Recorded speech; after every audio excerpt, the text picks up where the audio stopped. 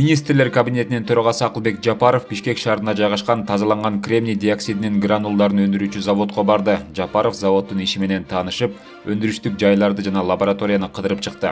Ишкананын өндүрүш линиясы заманбап станоктор, ошондой эле өзүнүн жеке уникалдуу иштеп чыгуулары менен жабдылган. Мында заманбап технологиялык ыкмалар колдонулат. Заводдун продукциясын чет өлкөлөргө, анын ичинде Корея, Германия, Кытайга экспорттолот.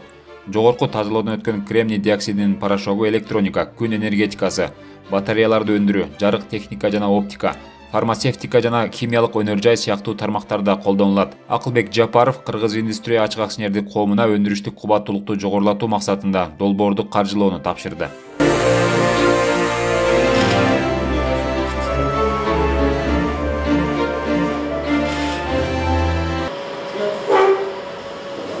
На место, 100 на место.